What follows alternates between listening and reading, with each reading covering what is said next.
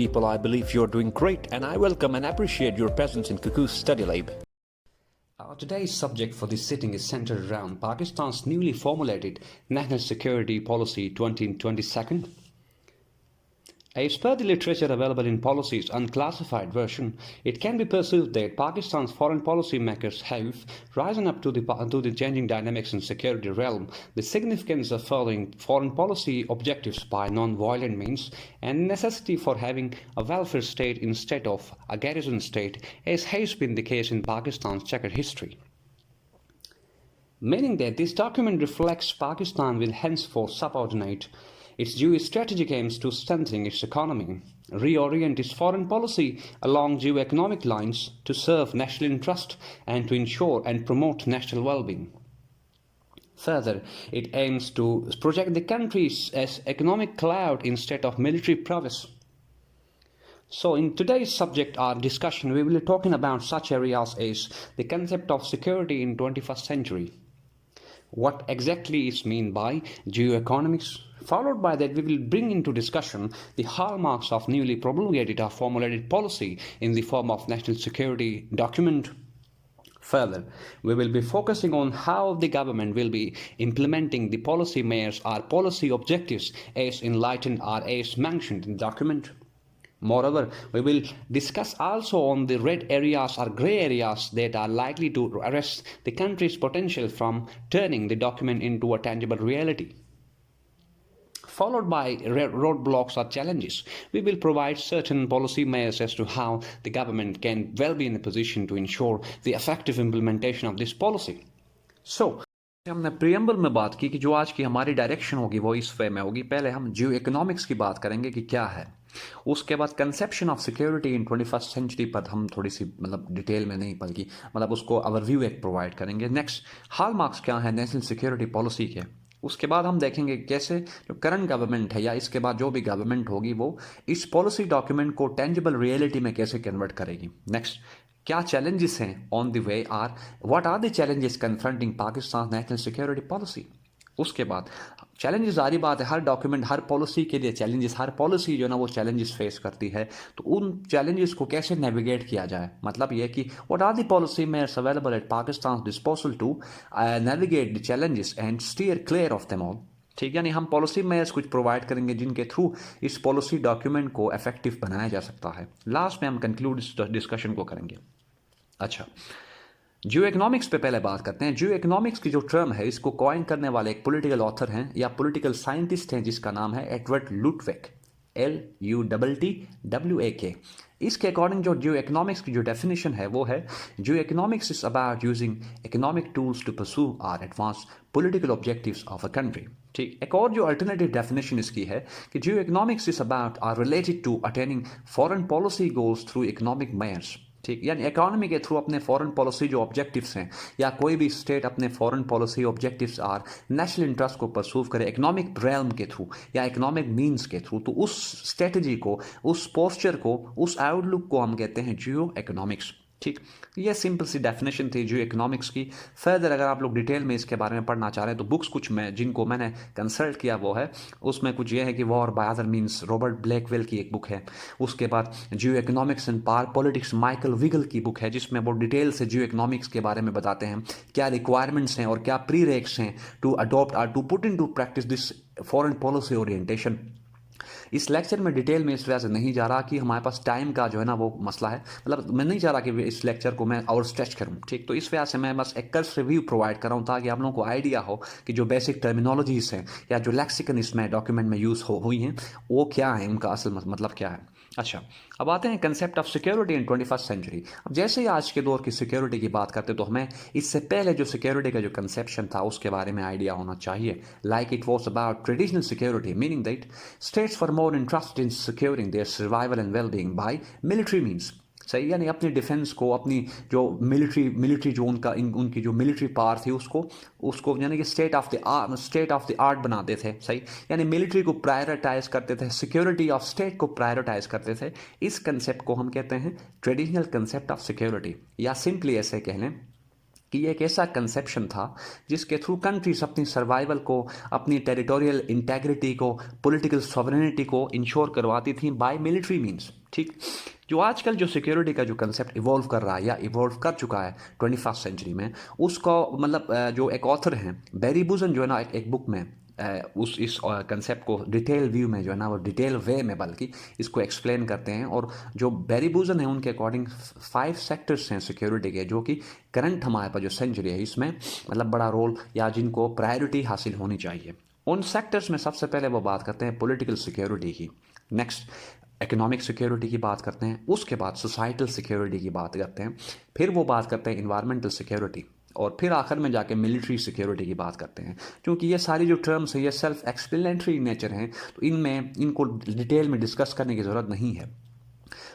अपनी उस बुक में जो बैरी बोजन है वो ये कहते हैं कि जो 5 सेक्टर्स हैं they are inter related and complementary in nature, यानी कि वो ये जो सेक्टर्स हैं ये एक दूसरे के साथ एक दूसरे की मतलब यानी one sector leading to the consolidation of other, मतलब they do not work in isolation to each other, instead they are complementary in nature. इनमें से अगर कोई एक सेक्टर भी प्रॉपरली फंक्शन ना करे तो बाकी जो सेक्टर्स हैं वो अफेक्ट हो जाते हैं due to improper functioning of that very sector. ठीक, तो ये कंसेप्ट है आज का जो सिक्योरिटी का जो करंट सेंचुरी में है वो ये है। यानी कि इस कंसेप्ट के अकॉर्डिंग हर कंट्री को चाहिए कि वो अपनी इंडिविजुअल वेलबींग को इंश्योर कराए थ्रू इकोनॉमिक्स। अब इकोनॉमिक्स के थ्रू कैसे, ट्रेड रिलेशंस हमने बनाने हैं, इंटरकनेक्टिविटी और इंटरडिपेंडेंस को हमने प्रायोरिटाइज करना है, नेबरिंग जो कंट्रीज हैं उनके साथ यानी कि हमने इंटरडिपेंडेंसीज क्रिएट करनी है। ठीक है, रीजनलिज्म की तरफ चले जाना है, और जो ग्लोबल इकोनॉमिक जो हमारे पास जो ग्लोबल इकोनॉमी है उसमें अपना एक रोल इन्फ्लुएंशियल रोल प्ले करना है। इन्फ्लुएंशियल रोल प्ले कैसे कर सकते हैं,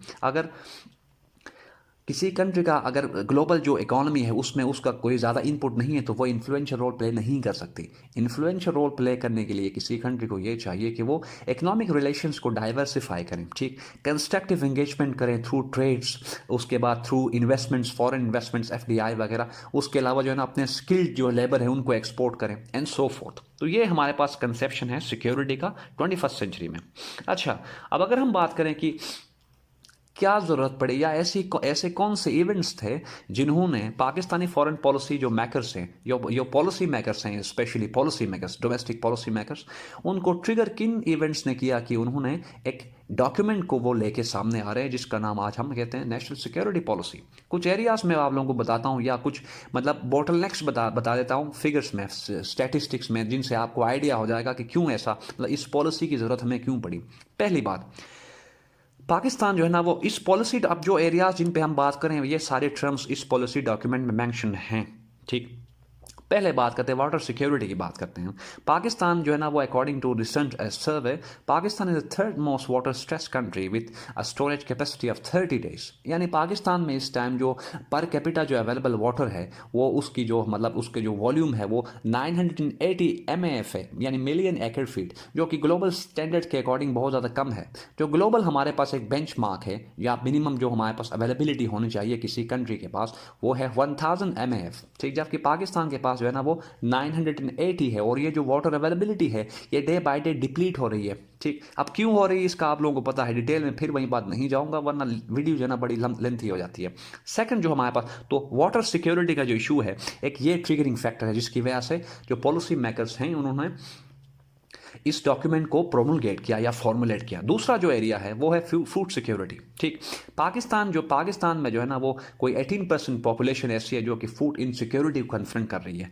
फर्दर एक और पॉलिसी आई थी या एक डॉक्यूमेंट आया था, रिसर्च या एक सर्वे थी 1918 में जिसको हम कहते हैं the national nutrition survey of Pakistan, जिसके अकॉर्डिंग पाकिस्तान में तकरीबन कोई 40% अंडर 5 के जो चिल्ड्रन हैं वो स्टेंटेड ग्रोथ का शिकार हैं। ठीक, उनमें 29% वो हैं जो कि ओवरवेट हैं, सही, और ऑलमोस्ट 18% पॉपुलेशन ऐसी है जो कि सीवियर फूड इनसिक्योरिटी का शिकार है। ठीक, तो ये फूड इनसिक्योरिटी एक फैक्टर है। फर्दर अगर हम बात करें एग्रीकल्चर की जो प्रोडक्टिविटी है या प्रोड्यूस है वो भी डिप्लीट हो रहा है due to certain reasons like water security, water unavailability. ठीक है, उसके बाद सो फोर्थ, यानी कि सिंपली पुट ये है कि वाटर जो हमारे पास वाटर क्राइसिस था उसने कंट्रीब्यूट किया टुवर्ड्स फूड इनसिक्योरिटी।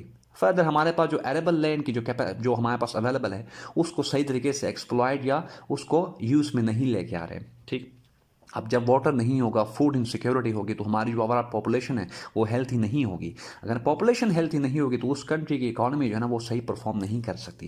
तो ये दो फैक्टर्स। थर्ड जो हमारे पास फैक्टर है वो है इकोनॉमी। पाकिस्तान की जो इकोनॉमी है उसके हालात आप लोगों को पता है। Pakistan is facing chronic economic जो है ना macro economic unsustainability and the country is second lowest in terms of economy in the region. तो इकोनॉमिक जो हमारे पास अनसस्टेनेबिलिटी है ये भी एक हमारे पास एक ऐसे फैक्टर है जिसने इस पॉलिसी को बनाने में बड़ा रोल प्ले किया। नेक्स्ट, नेचर ऑफ पॉलिटी की बात करते हैं कि पाकिस्तान में जो पॉलिटिक्स की नेचर है या गवर्नमेंट का जो स्ट्रक्चर है या उसकी एसेंस है वो कैसी है। रिसेंटली अगर आप लोगों ने economic survey, economic intelligence unit report आप लोगों ने पढ़ी हो तो पाकिस्तान को वहाँ पे क्लॉक किया गया ऐसा हाइब्रिड रिजीम, यानी पाकिस्तान की जो गवर्नमेंट है वो डेमोक्रेटिक भी नहीं है और अथॉरिटेरियन भी नहीं है, यानी बीच में एक ऐसी गवर्नमेंट है जिसका रोल इतना मतलब जिसकी आउटलुक या ओरिएंटेशन ना डेमोक्रेटिक है ना ही अथॉरिटेरियन है। तो जब पॉलिटी हमारी जो है ना डेमोक्रेटिक नहीं होगी तो कैसे जो फेडरलिज्म का एक स्ट्रक्चर या कंसेप्शन पाकिस्तान में फ्रेमवर्क है वो कैसे यहाँ पे कंसोलिडेट होगा। अगर फेडरलिज्म यहाँ पे कंसोलिडेट या स्ट्रेंथ नहीं होता तो सेंटर प्रोविंस रिलेशंस कभी बैलेंस या कभी जो है ना वो सूटेबल या कभी सस्टेनेबल नहीं होते, ठीक, एंड सो फोर्थ। नेक्स्ट हमारे पास जो है इन्वायरमेंट है। इन्वायरमेंट कैटास्ट्रोफी जैसे नोम चॉम्स्की भी कहते हैं कि अब दुनिया जो है ना वो या दुनिया के जो प्लेनेट है, प्लेनेट अर्थ अगर बात कर लेते हैं, वो 3 जो है ना वो चैलेंजेस का या एग्जिस्टेंशियल थ्रेट्स कन्फ्रंट कर रहा है प्लेनेट अर्थ। उनमें पहला जो चैलेंज है वो है इन्वायरमेंटल डिग्रेडेशन, सेकंड है न्यूक्लियर कैटास्ट्रोफी, थर्ड है टेक्नोलॉजिकल सोफिस्टिकेशन। तो पाकिस्तान में जो एक और भी चीज़ जर्मन ग्रीन वॉच एक रिपोर्ट थी जिसके according Pakistan 7th most vulnerable country है टू द क्लाइमेट चेंज, ठीक, यानी to the vulnerabilities are to दी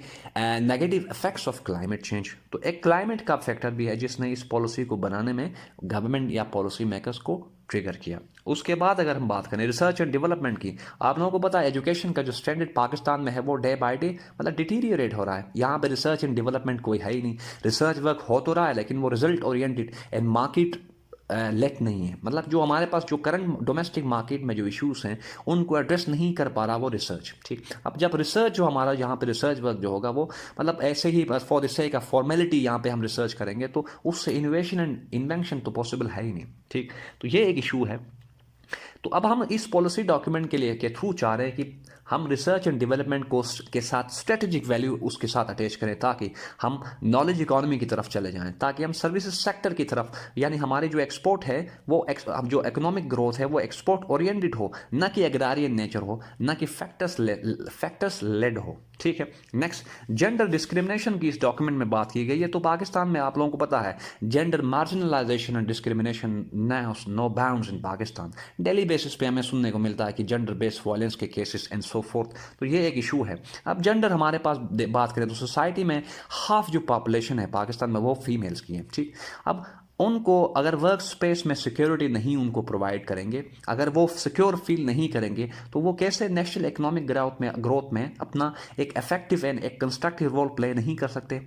मतलब ये कि हमारी जो 50% जो पॉपुलेशन है वो कोई प्रोडक्टिव रोल प्ले नहीं कर पा रही due in part two gender based violence, gender discrimination and so forth. तो इस डॉक्यूमेंट के थ्रू हम इंश्योर करवाएंगे या जो पॉलिसी मेकर्स है वो इंश्योर करवाएंगे या ये डॉक्यूमेंट इंश्योर करवाएगा कि पाकिस्तान में जो जेंडर डिस्क्रिमिनेशन है उसको जेंडर पैरिटी और जेंडर इक्वालिटी में कन्वर्ट करना है, ठीक। ये एक एरिया था। उसके बाद इंस्टीट्यूशंस एंड गवर्नेंस की बात इस पॉलिसी डॉक्यूमेंट में की गई है कि पाकिस्तान के ऊपर मैंने बात की जो नेचर ऑफ पॉलिटी है वो अथॉरिटेरियन भी नहीं है, डेमोक्रेटिक भी नहीं है, तो हाइब्रिड है। तो उसके हाइब्रिड होने की वजह से यहाँ जो इंस्टीट्यूशंस है उसके जो नेचर है वो एक्सट्रैक्टिव है। जैसे कि वाई नेशंस फेल में डेरन जो है ना वो कहते हैं कि जहाँ कहीं भी जिस कंट्री में जो एक इंस्टीट्यूशंस ऑफ रिस्ट्रेंट है अगर वो एक्सट्रैक्टिव इन नेचर है तो उस कंट्री में जो गवर्नेंस का जो स्ट्रक्चर है वो पैरालाइज होगा, वो इफेक्टिव नहीं होगा, वो रिस्पॉन्सिव नहीं होगा, ठीक। ये हमने बात की। नेक्स्ट, पॉलिटिकल इंटरेस्ट पाकिस्तान के जो पॉलिटिकल इंटरेस्ट है वो कैसे हम उनको परसू करेंगे या उनको कैसे फर्दर करेंगे। आप लोगों को पता है कश्मीर पाकिस्तान और इंडिया के बीच में एक डीप लॉन्ग स्टैंडिंग एक जो है ना वो डिस्प्यूट है जो कि 1947 ऑनवर्ड्स चलता आ रहा है। अब पाकिस्तान करंट जो गवर्नमेंट है इसने कश्मीर के लिए बड़ी आवाज़ उठाई डिफरेंट लेवल्स और फोरम पे। लेकिन उसके नतीजे में पाकिस्तान को कोई ख़ास जो है ना वो पॉजिटिव रिस्पॉन्स कहीं से नहीं मिला। इसकी वजह सिर्फ एक ही है कि पाकिस्तान का जो इकोनॉमिक जो क्लाउड है या उसकी जो इकोनॉमिक जो उसकी जो वॉल्यूम है या इकोनॉमिक जो वेल्थ है वो इस पोजीशन में है ही नहीं कि वो दुनिया के ऊपर जो है ना दुनिया में जो पॉलिसी मेकर्स हैं या जो ग्लोबल मेजर पावर्स हैं उनको इफेक्ट करें। ठीक, अब जैसे कि इंडिया जो है ना जहाँ पे वो जो कुछ कर रहा है वो जाहिर बात इलीगल है, लेकिन इंडिया की बात दुनिया मान रही है। वजह इंडिया की जो इकोनॉमी है वो सस्टेनेबल है। इंडिया एक प्रोडक्टिव और फ्रेंडली बिजनेस इन्वायरमेंट प्रोवाइड कर रहा है फॉर मेजर पार्ट्स, तो जिसकी वजह से इंडिया की जो है India is having greater say in global community as compare to Pakistan. तो ये एक रीज़न है जिसकी वजह से भी इस पॉलिसी डॉक्यूमेंट को बनाया गया। नेक्स्ट अगर हम बात करें एजुकेशन की, आपको पता है एजुकेशन के बारे में कि हार्डली हम हर साल अपने बजट में कोई 2.3% बजट एलोकेट करते हैं फॉर एजुकेशन। उससे क्या होना है? कुछ नहीं होना। 2.3% से कुछ हो ही नहीं सकता। एक और भी चीज़ आज न्यूज़ में देख रहा था कि जो HEC का जो चेयरमैन है तारिक बनूरी, उसको बगैर किसी वजह के गवर्नमेंट ने उसको साइड लाइन कर दिया है। सही, यानी हमारा जो इंस्टीट्यूशन है जो HEC है वो इस टाइम लीडरलेस है, मींस डायरेक्शनलेस है। तो क्या डायरेक्शनलेस के साथ किसी लीडर की एब्सेंस में क्या कोई इंस्टीट्यूशन काम कर सकता है? नहीं, ये हालत। नेक्स्ट एनर्जी सिक्योरिटी की बात इसमें की गई है। एनर्जी सेक्टर कर लिया है, एनर्जी सिक्योरिटी। आप लोगों को पता है पाकिस्तान में डेथ माउंटेन सर्कुलर डेथ है। ठीक, एनर्जी क्राइसिस की वजह से हमारी जो इंडस्ट्री है ठीक वो कोलैप्स कर गई है। हमारे पास जो लार्ज स्केल इंडस्ट्री है उसकी प्रोडक्टिविटी ऑलमोस्ट नॉन एग्जिस्टेंट है। तो अब एक रीज़न ये भी है कि हमने एनर्जी सिक्योरिटी को इंश्योर करना है bye shifting towards renewable energy sources. सही, अब इस डॉक्यूमेंट में फिर बात की गई कि 2030 तक पाकिस्तान जो है ना वो 30% रिन्यूएबल एनर्जी जनरेट करेगा so as to provide an impetus to its standard जो हमारे पास वो हैं जो प्रोडक्शन हाउसेस है या जो हमारे पास इंडस्ट्री है उसको एक स्पीड अप करने के लिए हमने पॉलिसी शिफ्ट की, या हमने जो है ना वो अपनी जो एनर्जी जो जनरेशन की जो हमारी जो पॉलिसी थी उसको हमने रीओरिएंट किया from non renewable to renewable इस डॉक्यूमेंट में। तो ये कुछ एरियाज थे जो कि हम जिनकी वजह से इस पॉलिसी डॉक्यूमेंट को मतलब बनाया गया। ठीक, उसके बाद हमारा जो एरिया जिसको हमने डिस्कस करना है कि वो है कि क्या हाल मार्क्स हैं नेशनल सिक्योरिटी पॉलिसी के। अच्छा, कुछ इस सेकंड जो हेडिंग आप लोगों के सामने नजर आ रही है वो है what was need for the policy in the first place. इसमें कुछ मैंने कोटेशन जो है ना वो आप लोगों के लिए यहाँ पे मेंशन किए हैं। एक इंडियन ऑथर है या एक इंडियन एक्स डिप्लोमेट थे हैं जिन्होंने अपनी एक बुक में मेंशन किया है कि not diplomacy but economic self sufficiency adds wings to foreign policy. मतलब सेल्फ एक्सप्लेनेटरी है, ज़रूरत नहीं है इसको एक्सप्लेन करने की। नेक्स्ट मैंने एक और भी यहाँ पे कोटेशन इसको मैंने यहाँ पे मेंशन किया है। रिचर्ड हेस एक पॉलिटिकल साइंटिस्ट हैं जो कि अपनी book Foreign Policy Begins at Home में लिखते हैं कि no state can strengthen itself without unless it is strong from within. यानी कोई कंट्री खुद को तब तक स्ट्रेंथन या स्ट्रॉन्ग नहीं बना सकती जब तक कि वो इंटरनली स्ट्रॉन्ग ना हो, तब तक वो एक्सटर्नली स्ट्रॉन्ग नहीं हो सकती। फाइनली यहाँ पे डॉक्टर हेनरी किसिंजर के बारे में उसके एक कोटेशन यहाँ पे मैंने मेंशन की है। वो कहते हैं modern balance of power depicts a countries quality of education, scientific development and individual wellbeing. यानी इस दौर में हम सिर्फ मिलिट्री को प्रायोरिटाइज करके अपनी सिक्योरिटी एंड वेलबींग को इंश्योर नहीं करा सकते। ये जियो इकोनॉमिक्स का दौर है। ठीक, ये ऐसा दौर है जिसमें सर्विस सेक्टर ने जो है ना वो उसने सर्विस सेक्टर की ग्रेटर से है एज कंपेयर टू मिलिट्री या डिफेंस। ठीक, तो ये कुछ हमारे पास एरियाज थे या ये कुछ ऐसे हमारे पास टेंजिबल एविडेंसेस थे जिनकी वजह से नेशनल पॉलिसी डॉक्यूमेंट को बनाया गया। ठीक है, नेक्स्ट हम बात थर्ड हेडिंग में करेंगे कि क्या हॉलमार्क्स हैं या इस पॉलिसी डॉक्यूमेंट के पॉजिटिव्स क्या हैं या मेरिट्स क्या हैं। ठीक, पहला यहाँ पे हमने लिखा है कि it's shifting from traditional to non traditional security realm. अब ट्रेडिशनल का ऊपर हम बात कर चुके हैं, नॉन ट्रेडिशनल में वही कहानी है, security of energy, water security, food security. उसके बाद अगर हम बात करें एनर्जी सिक्योरिटी की, economic security, political security and so on, environmental security, इन सारे कंसेप्ट को मिला के हम कहते हैं नॉन ट्रेडिशनल और नॉन काइनेटिक सिक्योरिटी। ठीक है, तो हम इस पॉलिसी डॉक्यूमेंट में पाकिस्तान के जो पॉलिसी मेकर्स थे या मेकर्स हैं उन्होंने पाकिस्तान की जो ओरिएंटेशन है उसको चेंज किया है from traditional to non traditional security. Second जो पॉइंट है वो है from hard to low politics. अब हार्ड पॉलिटिक्स क्या है? हार्ड पॉलिटिक्स का मतलब ये है कि अपने नेशनल इंटरेस्ट को या नेशनल जो हमारे पास जो गोल्स हैं उनको फर्दर करना, उनको परसू करना through military means or defence. ये हमारे पास हार्ड पॉलिटिक्स है। जबकि लो पॉलिटिक्स की अगर हम बात करें तो ये एक ऐसी हमारे पास इकोनॉमिक फ्रेमवर्क है, सॉरी एक ऐसी फॉरेन पॉलिसी ओरिएंटेशन है जिसके थ्रू कोई भी कंट्री जो है ना वो अपने रिलेशंस को या अपने इश्यूज़ को रिजोल्व या अपने ग्रीवांसेस को एड्रेस करवाती है through building economic ties and trade relations. तो ये इस पॉलिसी डॉक्यूमेंट में ये प्रोवाइड किया गया है कि the country will be moving away from hard politics to low politics. Third जो यहाँ पे पॉइंट है जो कि हमने लिखा है from geo politics to geo economics, ऊपर हमने इस पे बात की है कि हमने अब जियो पॉलिटिक्स को परस्यू नहीं करना, क्योंकि जियो पॉलिटिक्स की वजह से हमने अपनी जो जियो स्ट्रेटेजिक लोकेशन थी उसको एक लायबिलिटी बनाया, ठीक, न कि एक एन एसेट। सो अब हम अपनी जियो स्ट्रेटेजिक लोकेशन को ट्रेड एंड ट्रांजिट हब के तौर पे इसको यूज़ करेंगे, इंटरकनेक्टिविटी को इंश्योर कराएंगे, and we will be acting like a bridge between the countries like western Asia, central Asia and eastern Asia and so forth. तो हमने एक इकोनॉमिक एक हब बनना है, न कि एक सिक्योरिटी जो है ना वो स्टेट बनना है, ठीक। नेक्स्ट यहाँ पे हमने लिखा है from security to comprehensive state security to comprehensive security. इस पे ऊपर हमने बात की कम्प्रिहेंसिव सिक्योरिटी कह लें उसको या उसको नॉन ट्रेडिशनल सिक्योरिटी कह लें। कम्प्रिहेंसिव सिक्योरिटी का कंसेप्ट के अकॉर्डिंग ये वो सिक्योरिटी है जिसमें कोई भी कंट्री अपनी इकोनॉमी को, पॉलिटिक्स को, गवर्नेंस को, उसके बाद इंडिविजुअल वेलबींग को, इन्वायरमेंट को, जितने भी ये सारे जो क्राइसिस ऊपर हमने डिस्कस की उनको इंश्योर कराए या उनके लिए काम करे, तो वो हमारे पास जो कंसेप्ट है सिक्योरिटी का वो कम्प्रिहेंसिव है। यानी एक ऐसा सिक्योरिटी फ्रेमवर्क है जिसमें सारे सिक्योरिटी जितने भी कंसेप्ट हैं वो सारे इसमें इनकम्पास हैं, वो कम्प्रिहेंसिव सिक्योरिटी कहलाता है। नेक्स्ट हमने यहाँ पे लिखा है from security to welfare state. Pakistan के बारे में जैसे कि बड़े सारे ऑथर्स लिखते हैं कि Pakistan has been a security state या Pakistan has been a garrison state due to certain regional realities like Pakistan का जो रिलेशनशिप्स है अफगानिस्तान के साथ सही नहीं था या नहीं अब भी इवन है। और इसी तरह इंडिया के जो एम्बिशंस है रीजनल जो हमारे पास हेजेमोनिक जो एस्पिरेशंस हैं या एक्सपेंशन जो उसकी पॉलिसीज हैं उनकी वजह से भी Pakistan was not in a position to pursue its यानी कि foreign policy orientation to on the lines of geo economics, rather the country was made to pursue या made to prioritise defence over development, ठीक। तो इसकी वजह से हम कह रहे हैं कि पाकिस्तान जो है ना एक सिक्योरिटी स्टेट था, लेकिन इस डॉक्यूमेंट ने ये क्लियरली बताया कि Pakistan will not be security state for any further, rather the country will prioritize its individual wellbeing at the expense of or instead of its security or mere defence, ठीक। ये point इसका एक hallmark है। Next यहाँ पे लिखा री इन्विगरेटिंग inter departmental coordination. अब इस पॉलिसी की इफेक्टिविटी इसी बात में है कि यहाँ पे जो डिफरेंट हमारे पास इंस्टीट्यूशंस हैं जिनको बास दफ़ा हम कहते हैं इंस्टीट्यूशन ऑफ रिस्ट्रेंट, इस पॉलिसी ने ये बताया कि अब जितने भी डिपार्टमेंट्स यहाँ पे हैं उनके बीच में एक inter connectivity and inter dependence और इंटर कोऑर्डिनेशन होगी ताकि इस पॉलिसी का जो इफेक्टिव रिजल्ट है वो टेंजिबल हो, सही, यानी टाइमली इसकी एक्सपीडिशियस इम्प्लीमेंटेशन के थ्रू हम रिजल्ट्स प्रोवाइड करें।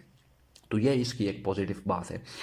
अच्छा, उसके बाद यहाँ पे लिखा है tangible reflection of civil military concordance और सिविल मिलिट्री रिलेशंस। अब ये पॉलिसी कभी सामने ना आती अगर सिविल मिलिट्री रिलेशंस अच्छे ना होते। इस पॉलिसी को बनाने के बाद या इस पॉलिसी के सामने आने के बाद एक बात कंफर्म हो गई कि yes there is a symbiotic relationship between civil and military in Pakistan. यानी पाकिस्तान में मिलिट्री एंड सिविलियन जो रिलेशंस इन पास वो अच्छे नहीं थे, मतलब वो एसिमेट्रिक इन नेचर थे। लेकिन इस पॉलिसी डॉक्यूमेंट ने यह कोरोबोरेट किया कि हाँ there is a symmetry between civil and military relations in Pakistan now. Next, awakening to the changing nature of warfare and growing non-kinetic threats। ऊपर भी हमने बात की हाइब्रिड वॉरफेयर की, आप यहाँ पे बात कर सकते हैं, सही, क्योंकि इस डॉक्यूमेंट में यह बात की गई कि Pakistan will work toward ensuring cyber space security and so fourth, ठीक। यानी हाइब्रिड वॉरफेयर को भी हमने इसी पॉलिसी के थ्रू डील करना है। Next, attaching greater value to national cohesion, equitable distribution of resources and even development. अब जारी बात है पाकिस्तान जब तक इंटरनली स्ट्रॉन्ग कैसे होगा, नेशनल इंटेग्रिटी के थ्रू, ठीक, यूनिफॉर्मिटी इन डाइवर्सिटी, मतलब अगर यहाँ पे इस तरह जो ये हमारे पास एक प्रोवर्ब है ये अगर यहाँ पे फुली इंप्लीमेंट होगा तो ही पाकिस्तान इंटरनल स्टेबल होगा, ठीक। इक्विटेबल डिस्ट्रीब्यूशन ऑफ रिसोर्सेज हैं कि बड़े सारे काफ़ी जो प्रोविंस हैं उनको ग्रीवांसेस हैं कि द फेडरल गवर्नमेंट या the centre is not allocating to them their due shares. तो अब इस पॉलिसी डॉक्यूमेंट ने प्रोविंसेस को बताया जो कि मतलब मार्जिनलाइज्ड हैं, जैसे बलूचिस्तान है, कि अब उनके जो राइट्स हैं या जो रिसोर्स पाई है उनको अब अवेलेबल होगा विदाउट एनी फर्दर एडो, ठीक, तो ये इसकी अच्छी बात है। Next, marking a vivid shift from becoming Pakistan's traditional rent-seeking nature to attaining economic independence, इस पॉलिसी में नीट एंड क्लियर वे में बताया गया कि Pakistan will be attaining economic self sufficiency at any cost, ठीक है। उसके लिए हमें अपना टैक्स बेस बढ़ाना होगा, एक्सपोर्ट्स को डाइवर्सिफाई हमने करना है, उसके बाद जो एग्रीकल्चर जो हमारे पास प्रोडक्टिविटी उसको रेस करना है, अरेबल रेन का जो वॉल्यूम है इसको इंक्रीज करना है, और एंड सो फोर्थ, ठीक। तो यानी कि इकोनॉमिक सेल्फ सफिशिएंसी हमने इंश्योर करानी है थ्रू नेशनल सिक्योरिटी पॉलिसी। अच्छा, नेक्स्ट हमने यहाँ पे लिखा economic diplomacy as a tool to becoming trade and transit hub. ऊपर हमने बात की है कि हमने इकोनॉमी के थ्रू जो है ना वो अपनी जो कंट्री की जो ओरिएंटेशन है उसको चेंज करना है। Next, a non confrontational approach towards major parts real politics as the document provides for productively engaging. अच्छा, इस डॉक्यूमेंट में ये बात भी बताया गया कि पाकिस्तान न सिर्फ रीजनल या नेबरिंग कंट्रीज के साथ फ्रेंडली रिलेशंस रखेगा, बल्कि जो ग्लोबल पार्ट्स हैं या ग्लोबल जो कंट्रीज हैं उनके साथ भी अच्छे रिलेशंस रखेगा। एक जो नोटेबल बात यहाँ पे है कि वो पाकिस्तान इस डॉक्यूमेंट में ये बताया गया है कि पाकिस्तान जो है ना इंडिया के साथ अब ट्रेड रिलेशंस की तरफ जो है ना वो एक स्टेप जो है ना वो उठाएगा, सही। यानी इंडिया के साथ हम कोई एग्रेसिव पॉलिसी या कोई उसके साथ जो है ना वो एक कोल्ड वॉर जैसी सिनेरियो में नहीं उसके साथ रहेंगे, बल्कि हम इंडिया के साथ ट्रेड एंड इकोनॉमिक रिलेशंस हम डेवलप करेंगे, ताकि ट्रेड एंड इकोनॉमी के थ्रू पाकिस्तान इंडिया के बीच में जो एक ट्रस्ट डेफिसिट है, सही, जो एक इनसिक्योरिटी का सिंड्रोम पाया जाता है between these two neighbouring countries, उसको इरोड या कम किया जा सके, ठीक है। नेक्स्ट, यहाँ पे फाइनल पॉइंट मेरे ख्याल में है consolidating federalism, national integrity and nation building through the notion of uniformity in diversity. अब जब हमारे पास जो इक्विटेबल डिस्ट्रीब्यूशन ऑफ रिसोर्सेज होगी, इवन डेवलपमेंट होगी हर प्रोविंस में, ठीक है, हर प्रोविंस के जो ग्रीवांसेस हैं उसको एड्रेस किया जाएगा, तो पाकिस्तान में जो फेडरलिज्म का जो फ्रेमवर्क है वो फर्दर कंसोलिडेट होगा। अब जब अवाम या प्रोविंसेस जो है ना वो वेल ऑफ होंगे, तो ऑटोमेटिकली पाकिस्तान को जो इंटरनल सिक्योरिटी थ्रेट्स हैं in the form of rising extremism, religious fanaticism and जो रिसर्जेंस ऑफ टीटीपी, अब ये सारे जो है ना वो जो डेवलपमेंट्स हैं इनको जो लॉ इन्फोर्समेंट एजेंसीज है वो रेड हैंडेडली उनको कर्टेल कर सकती हैं, ठीक। तो हमने इस पॉलिसी डॉक्यूमेंट में ये इंश्योर कराया, या नेशनल जो पॉलिसी मेकर्स हैं उन्होंने ये इंश्योर कराया कि पाकिस्तान नेशनल इंटेग्रिटी को मतलब प्रायोरिटाइज करेगा और इसको हर हालत में इंश्योर करेगा, ठीक है। नेक्स्ट हमारे पास है इस डॉक्यूमेंट में वो कौन से एरियाज जो कि टच हुए हैं, ये वही बातें हैं जो कि बार बार रिपीट होंगी। सबसे पहला पॉइंट लिखा है कंप्रिहेंसिव सिक्योरिटी की बात, जो कि सिटीजन सेंट्रिक है, यानी पहले हमारी जो सिक्योरिटी जो फ्रेमवर्क था वो स्टेट सेंट्रिक था, लेकिन अब सिटीजन सेंट्रिक, यानी कि हमने इंडिविजुअल या सिटीजन्स के वेलबींग के लिए काम करना है, उनके वेलबींग को इंश्योर कराना है। मतलब ये इंडिविजुअल्स जब उनको वो वेल अप होंगे तो हमारी इकॉनमी अच्छी होगी, तो उस इकॉनमी के थ्रू हम अपने डिफेंस और मिलिट्री जो हमारे पास जो हमारे फोर्सेस हैं उनको अपग्रेड एंड मॉडर्नाइज करना है, ठीक है। नेक्स्ट लिखा है friendly ties with neighbouring and rest of the world. आप लोगों को पता, ऊपर हमने बात की security, state security through human security के थ्रू ही हमने स्टेट सिक्योरिटी को इंश्योर कराना है, सेल्फ एक्सप्लेनेटरी। उसके बाद फिर यहाँ पे लिखा है इकोनॉमिक इंडिपेंडेंस, कैसे अब कराएंगे, कुछ पॉइंट्स मैंने यहाँ पे लिखे हैं कि broadening tax export base, mobilising domestic resources, जैसे हमारे पास यूथ है, यूथ बल्कि पाकिस्तान में कोई 60% हमारे पास जो यूथ है वो 15 एंड 30 के बीच में जो यहाँ पे पॉपुलेशन है वो यूथ बल जो है वो 60% है। तो अब इनको जब हम सही तरीके से स्किल्ड बनाएंगे, इनको जब एजुकेशन की एसेसिबिलिटी इंश्योर कराएंगे, तो ये प्रोडक्टिवली कंट्रीब्यूट करेंगे टुवर्ड्स पाकिस्तान इकोनॉमी, ठीक। अगर ऐसा नहीं होगा तो फिर ये लायबिलिटी है, ठीक। तो हमने यूथ को या बाकी जो हमारे पास रिसोर्सेज है जो कि स्टिल अनटेप्ड है उनको मोबिलाइज करना है इफेक्टिवली, सही। नेक्स्ट हमने लिखा है ह्यूमन डेवलपमेंट की बात है, वैल्यू एडिशन टू एक्सपोर्ट्स हैं। उसके बाद कर्टेलिंग अननेसेसरी इंपोर्ट्स है, जैसे कि एनर्जी सेक्टर में हम पर बात कर रहे थे कि पाकिस्तान जो है ना वो शिफ्ट कर रहा है from non renewable energy sources to renewable energy sources, सही। और 2030 तक हम 30% जो है ना जनरेट करेंगे रिन्यूएबल एनर्जी सोर्सेज। तो अगर ऐसा हो तो करंटली पाकिस्तान हर साल $19 बिलियन का जो है ना वो फ्यूल बाहर से इंपोर्ट करता है। अब आप सोचें, आप लोग अगर फ्यूल बाहर से इंपोर्ट करना बंद कर दें, 19 बिलियन हमारे जो है ना वो सेव हो गए। 19 बिलियन सेव होने का मतलब ये कि हमारा जो करंट अकाउंट डेफिसिट है या इम्बैलेंस है बिटवीन एक्सपोर्ट्स एंड इंपोर्ट्स, वो बैलेंस होंगे, ठीक। तो इससे पाकिस्तान को हमारे जो फॉरेक्स रिजर्व्स हैं वो इंप्रूव होंगे।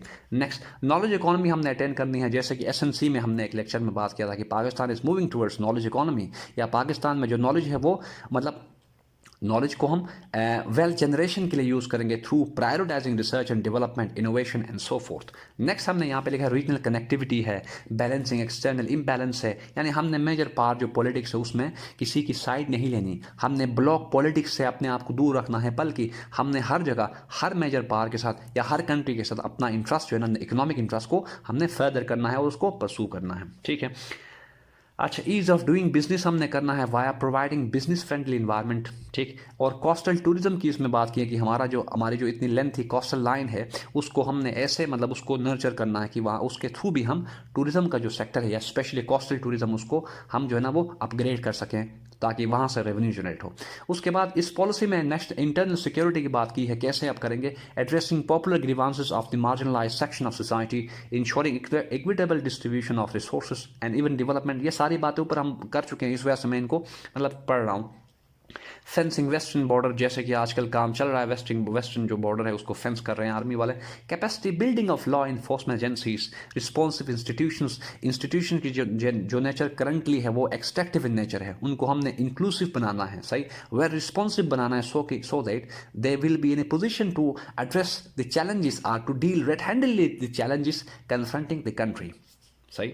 उसके बाद stable and symmetrical civil military relations, ऊपर हमने बात की है, सिविल मिलिट्री रिलेशन जो है ना वो बैलेंस्ड होंगे, किसी को ज़्यादा लिवरेज या किसी की ज़्यादा जो है ना वो किसी का ज़्यादा इन्फ्लुएंस नहीं होगा एक दूसरे को, बल्कि एक बैलेंस वे में दोनों एक दूसरे के साथ इंगेज करेंगे।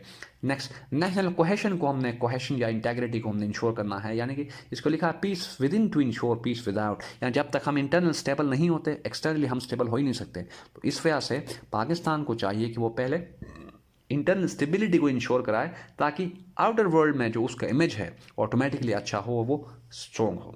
अच्छा, अब जो फिफ्थ में यहाँ पे हमारा हेडिंग है वो है how this document aims to ensure comprehensive security in the current area mark by growing volatility. अब कैसे इसको इंश्योर कराएं, ये जो पॉलिसी मेकर्स है उनके पास क्या वो पॉलिसीज हैं, या वो कैसे इस पॉलिसी डॉक्यूमेंट को मतलब इंश्योर, इसकी इम्प्लीमेंटेशन को कैसे इंश्योर कराएंगे। कुछ जो पॉइंट्स जो डॉक्यूमेंट में मेंशन है वो ये हैं, the government or the whatever this the government, there will be a whole of the government approach, यानी कि सारे गवर्नमेंट के जो सारे डिपार्टमेंट्स हैं वो सारे ही इसके लिए वर्क करेंगे इसको इफेक्टिव बनाने के लिए। सही, यानी एक हमारे पास डिसेंट्रलाइज नहीं बल्कि एक डिसेंट्रलाइज जो है ना एक एफर्ट किया जाएगा इस पॉलिसी डॉक्यूमेंट को सक्सेसफुल बनाने के लिए। फिर उसके बाद inclusivity, co-option and consensual orientation, यानी कि इसमें ये नहीं होगा कि कोऑप्शन हम करेंगे, किसी को साइड लाइन नहीं करेंगे, यानी कि जो अपोजिशन यहाँ पे जो पार्टीज हैं या जितने भी हमारे पास पॉलिटिकल प्रेशर्स हैं उनको ऑन बोर्ड लिया जाएगा, सो दैट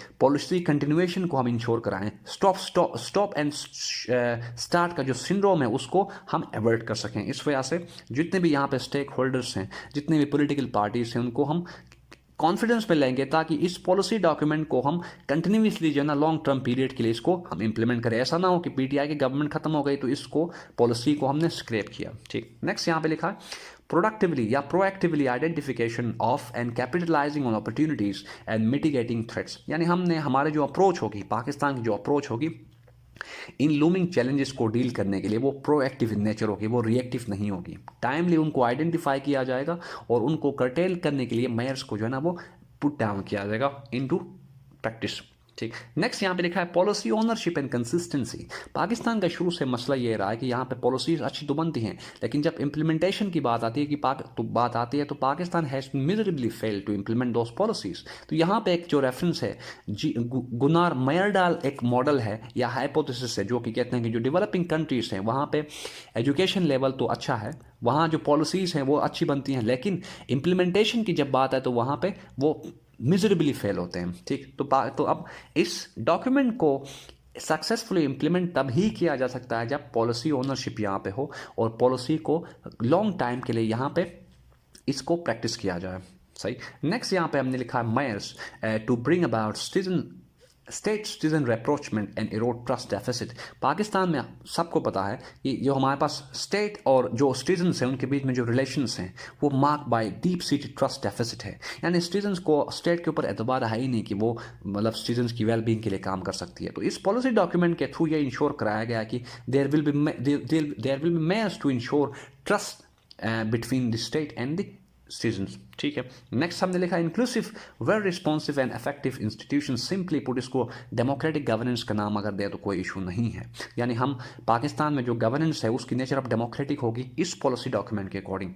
लास्ट जो पॉइंट यहाँ पे लिखा है, consolidating centre province relations via council of common interest, national finance commission and ministry of inter provincial coordination. यानी जो गवर्नमेंट है, जो भी यहाँ पे गवर्नमेंट होगी, वो इन तीन जो हमारे पास इंस्टीट्यूशंस हैं या ये जो तीन हमारे पास बॉडीज़ हैं, इनकी गुड ऑफिसेज यूज़ करेंगी, वो गवर्नमेंट करेगी, ताकि सेंटर एंड प्रोविंस के बीच में जो रिलेशंस हैं वो कि ट्रबल्ड इन नेचर ना हो, बल्कि फ्रेंडली हो, कोऑपरेटिव इन नेचर हो, ठीक। तो ये तो हमारे पास थे कुछ वो अप्रोचेस के थ्रू जो गवर्नमेंट है वो इस पॉलिसी को इम्प्लीमेंट करना चाह रही है। अब बात करते हैं वो कौन से चैलेंजेस हैं जो कि इस पॉलिसी की जो इफेक्टिविटी है उसको अरेस्ट कर सकते हैं या इसका जो पोटेंशियल है उसको कर्टेल कर सकते हैं, वो हम देखेंगे। सबसे पहला जो पॉइंट यहाँ पे लिखा है वो है great power politics making Pakistan prisoner of its geography. अब पहले हम बात कर रहे थे कि पाकिस्तान जब जिस टाइम पाकिस्तान इंडिपेंडेंट हुआ तो रीजनल जो हमारे पास सिक्योरिटी जो कैलकुलस था या मैट्रिक्स था वो ऐसा था कि Pakistan was not in a position to परसू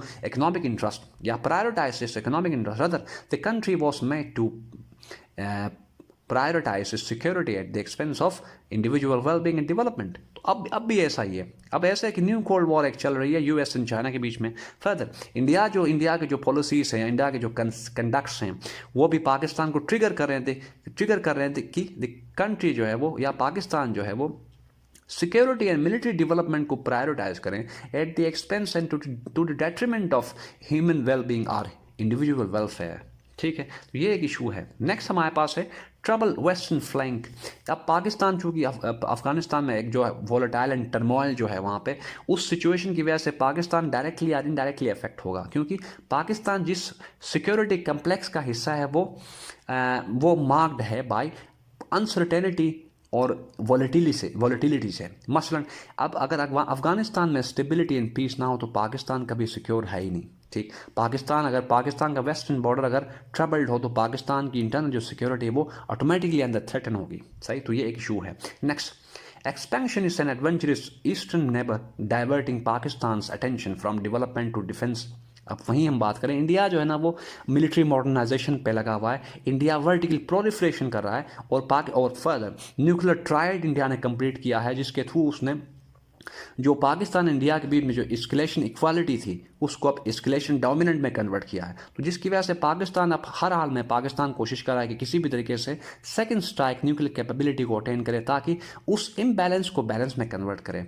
एक इशू ये है। Next, resurgence of TTP. अब जैसे ही अफगानिस्तान में तालिबान जो है ना वो वापस आ गए, उनके दोबारा से रिवाइवल की वजह से जो पाकिस्तान के अंदर जो हिडन या जो हमारे पास स्लीपर सेल्स में जो टीटीपी फैक्शंस है या जो टेररिस्ट ग्रुप्स है, अब वो दोबारा से राइज कर रहे हैं। अब इनका राइज जो है ना वो पाकिस्तान की जो इंटरनल स्टेबिलिटी है वो उसको थ्रेट कर रहा है। तो ये एक चैलेंज है। फिर उसके बाद rising wave of intolerance, extremism and religious fanaticism. अब कुछ अर्सा पहले जो स्टेट है हमारी वो हॉस्टेज बनी to the protesters of the TLP, सही। आप लोगों को पता है कि कैसे उन कुछ मतलब लोगों ने या कुछ सर्टेन एलिमेंट्स ने गवर्नमेंट को हॉस्टेज बनाया, सही। तो और गवर्नमेंट ने इन रिटर्न एक पॉलिसी ऑफ अपीसमेंट करके उनको जो ना फर्दर उनको एक इनकरेज किया कि वो इन फ्यूचर ऐसा कोई स्टेप लेके हुकूमत को गवर्नमेंट जो भी होगी उसको थ्रेट कर सकते हैं, उसकी वेलबींग स्टैंडिंग को थ्रेट कर सकते हैं। तो एक चैलेंज ये है। नेक्स्ट, अगर चैलेंजेस की बात करें तो यहाँ पे हमने लिखा है पॉलिटिकल पोलराइजेशन है पाकिस्तान में। पोलराइजेशन का मतलब ये है कि हमारे पास जो पॉलिटी है या पॉलिटिकल जो हमारे पास पार्टीज है वो डिवाइडेड है along certain fault lines. For example religion को बास यूज़ कर रही हैं, कुछ रीजनलिज्म के थ्रू अपनी पॉलिटिक्स को जो है ना वो फर्दर कर रही हैं, कुछ सेक्टेरियनिज्म के थ्रू, कुछ लिंग्विस्टिक जो डिफरेंसेस हैं उसके थ्रू एंड सो फोर्थ। तो इसको हम कहते हैं पॉलिटिकल पोलराइजेशन। यहाँ पे हमने लिखा है political polarization envisages to disrupt policy continuation, breeds partisanship, nurtures competitive political realm, arresting democratic progression and encouraging intrusion of non-democratic forces into political realm। ये भी एक चैलेंज है। उसके बाद लास्ट यहाँ पे हमने जो लिखा है वो insurmountable macroeconomic instability। इकोनॉमी जब तक स्ट्रॉन्ग नहीं होगी तब तक ऐसे पॉलिसी डॉक्यूमेंट्स को प्रैक्टिस करना या उनको सक्सेसफुल इंप्लीमेंट करना ऑलमोस्ट नेक्स्ट टू इम्पॉसिबल है, ठीक। तो ये कुछ चैलेंजेस थे जो कन्फ्रंट कर रहे हैं पाकिस्तान के इस पॉलिसी को। अब हमारे पास क्या प्रिस्क्रिप्शंस हैं या क्या रिकमेंडेशंस है कि कैसे इस पॉलिसी को सक्सेसफुल बनाया जाए। पहली बात, किसी भी पॉलिसी को सक्सेसफुल बनाने के लिए सही उससे रिलेटेड जो हमारे पास जो रिजल्ट्स हैं उनको अचीव करने के लिए पॉलिटिकल स्टेबिलिटी मस्ट है। बगैर पॉलिटिकल स्टेबिलिटी के कोई भी पॉलिसी सक्सेसफुल हो ही नहीं सकती। So we have to go for political stability. Should Pakistan wants to or should the government want to pursue its aim of prioritizing its economy at the expense of geopolitics or military? तो political stability जो है ना एक must है, जो कि corner stone यहाँ पे लिखा है। दूसरा जो पॉइंट है इकोनॉमिक सस्टेनेबिलिटी। अब अगर इकोनॉमी अच्छी नहीं होगी तो कुछ नहीं कर सकते। कैसे? अब जो हम इंस्टीट्यूशनल कैपेसिटी बिल्डिंग की बात करते हैं, यूथ को चैनलाइज करने की बात करते हैं, नॉन रिन्यूएबल से रिन्यूएबल एनर्जी रिसोर्स की तरफ जाने के लिए बात करते हैं, तो इस सब के लिए हमें हमारे पास सस्टेनेबल इकोनॉमी होनी चाहिए। सही इकोनॉमी ना हो तो फिर कुछ नहीं कर सकते। एजुकेशन लेवल को कैसे हम अपग्रेड कर सकते हैं? इकोनॉमी के थ्रू ही हम इंडिविजुअल वेलबींग को इंश्योर कर सकते हैं, जॉब क्रिएशन के थ्रू, उसके बाद मिडिल क्लास का जो वॉल्यूम है उसको अप कर सकते हैं एंड सो फोर्थ। तो economic sustainability and self sufficiency is the key in this pattern. यहाँ पे हमने लिखा है economic sustainability via export diversification maximizing tax to GDP ratio. Currently Pakistan में अगर टैक्स टू जीडीपी रेशो की बात करें तो ये 9% है, जबकि बाकी कंट्रीज़ की बात, इंडिया की बात करें तो 19% है एंड सो फोर्थ। तो हमें टैक्स टू जीडीपी रेशो को हमने इसको इम्प्रूव करना है ताकि यहाँ पे रेवेन्यू ज़्यादा जनरेट हो, कंट्री या गवर्नमेंट को रन करने के लिए हमें बाहर से जो है ना एड की ज़रूरत ना पड़े। ये हमने करना है। Next, institutional coordination and inclusiveness. Inter institutional coordination must है ताकि पॉलिसी जो है ना वो इसको हम टेंजिबली इसको एक रिजल्ट ओरिएंटेड बनाएं। सही। नेक्स्ट हमने यहाँ पे लिखा है social democracy instead of electoral. Democratic polity या डेमोक्रेसी की जो नेचर है वो सोशल होनी चाहिए, ना कि इलेक्टोरल इन द सेंस कि सिर्फ हम जो है ना वो डेमोक्रेसी को पाकिस्तान में लिमिट या फाइनाइट किया जाता है to the timely conduction of elections and transfer of power from one government to another government constitutionally. जबकि डेमोक्रेसी का मतलब ये नहीं है। डेमोक्रेसी का मतलब ये है कि वहाँ पे इंडिविजुअल वेलबींग हो, वहाँ पे जेंडर पैरिटी हो, वहाँ पे ह्यूमन राइट्स को इंश्योर कराया जाए, वहाँ पे इंटर प्रोविंशियल जो रिलेशंस है वो सूटेबल हों, वो सस्टेनेबल हों। सही। और फेडरल गवर्नमेंट और जो प्रोविंशियल गवर्नमेंट्स हैं उनके बीच में friendly relations and so forth. ये डेमोक्रेसी है। तो ये हमें जाना चाहिए from electoral democracy to social democracy. फिर आगे लिखा है डेमोक्रेटिक गवर्नेंस, इसकी बात हमने ऊपर की है। फिर उसका gender parity at all cost, वरना 50% हमारा जो लेबर फोर्स है या जो पॉपुलेशन है वो कोई प्रोडक्टिव रोल नहीं प्ले कर पाएगी अगर यहाँ पे जेंडर पैरिटी ना हो। नेक्स्ट यहाँ पे लिखा है ह्यूमन डेवलपमेंट एंड चैनलाइजेशन। इसके ऊपर हमने बात की कि हमारा जो यूथ बल्ज है वो लायबिलिटी होगा अगर उनको प्रॉपरली चैनलाइज नहीं किया, अगर उनके जो स्किल्स हैं उनको डेवलप नहीं किया, तो ये जो यूथ है वो वेस्ट है हमारे लिए। सही, एक एज अ बर्डन है। फिर हमने बात आगे की है balance civil military relations and consociational nature of centre province relations. इस पे ऊपर हम बात करते रहे कि जब तक यहाँ पे सिविल मिलिट्री रिलेशंस बैलेंस नहीं होंगे, फ्रेंडली रिलेशन नहीं होंगे between provincial and central government, तब तक पाकिस्तान ट्रूली फेडरल कंट्री नहीं कहला सकता। इसका मतलब यह है कि पाकिस्तान मतलब इंटरनल इंस्टेबिलिटी एक सिचुएशन यहाँ पे जनरेट होगी due to an imbalance in civil military and central province relations. तो इसको हमने इंश्योर करना है। Next, religious sectarian harmony and tolerance. Pakistan में जब तक यहाँ पे एक्सट्रीमिज्म है, जब तक यहाँ पे वॉयलेंस है, रिलीजन लेट वॉयलेंस, तब तक पाकिस्तान की जो सिक्योरिटी है वो भी ठीक नहीं हो सकती। पाकिस्तान का जो ग्लोबल इमेज है वो भी इंप्रूव नहीं हो सकता। अब अगर ऐसा होगा, ग्लोबल इमेज हमारा सही नहीं होगा, तो कौन बाहर से आके यहाँ पे इन्वेस्टमेंट करेगा? FDI आ ही नहीं सकती।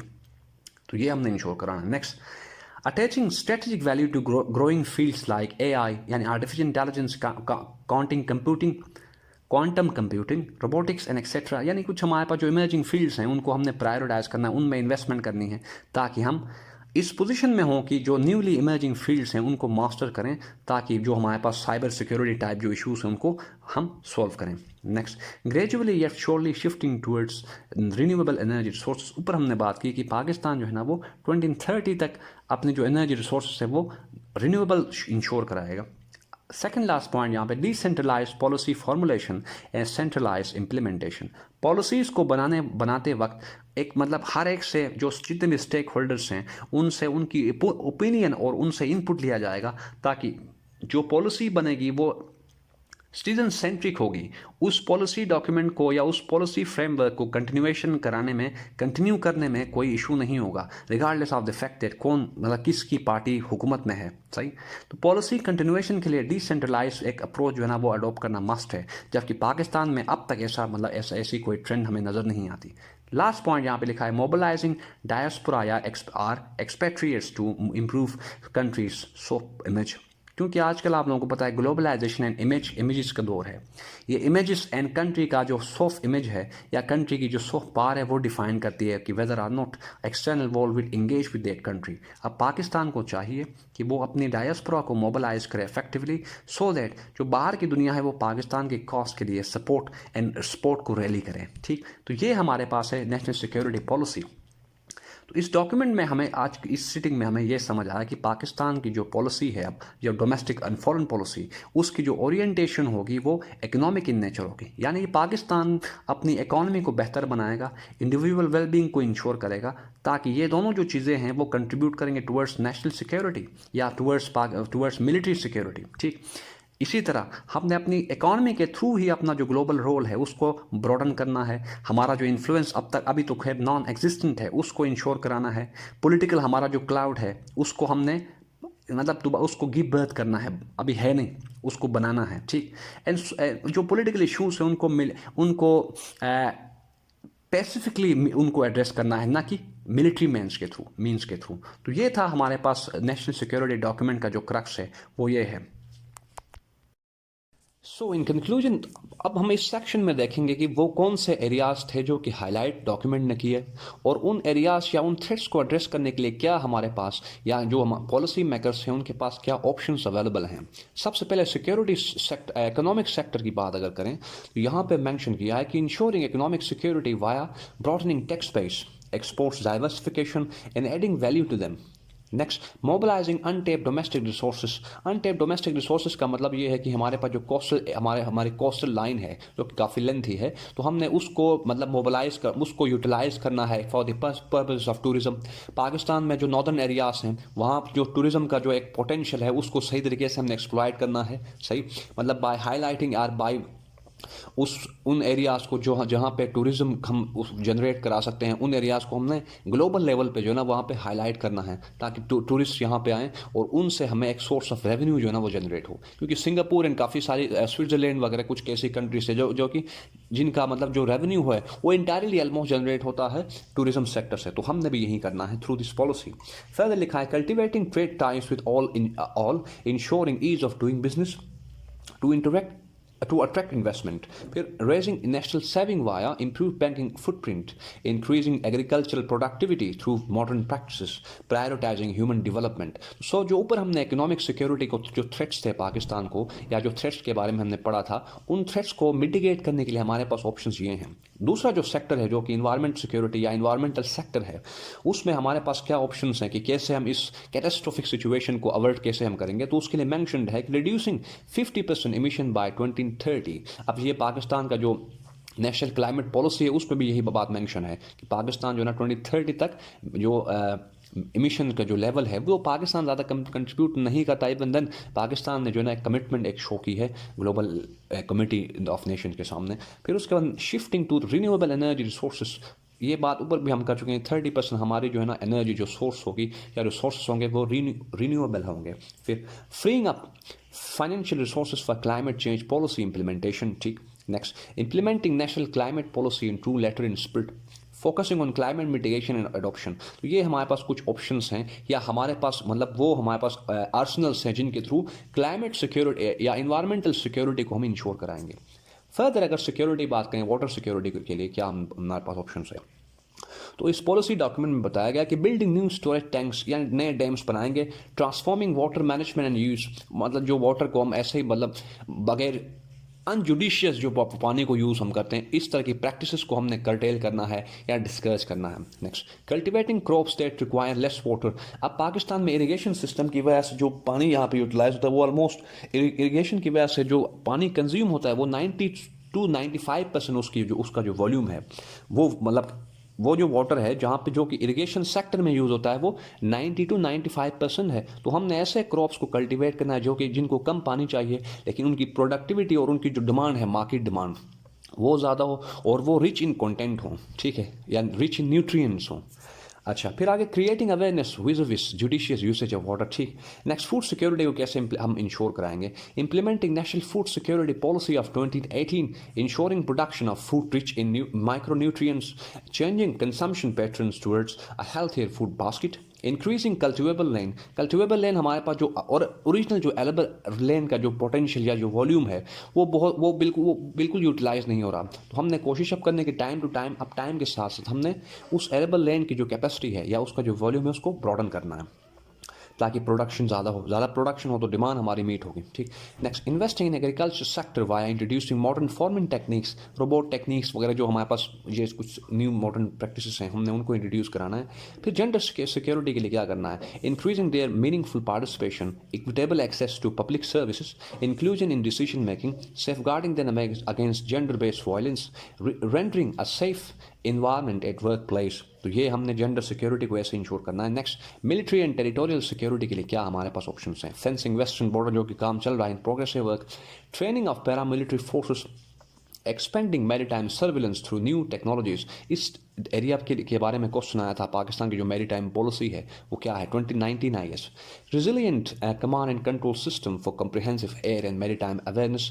फिर indigenisation of modern defence production, ताकि हम मतलब हमारा जो रेवेन्यू या जो हमारा एक जो नेशनल एक्सचेकर पे जो बर्डन है in the form of defence जो इम्पोर्ट्स, सही, वो कम हम करें।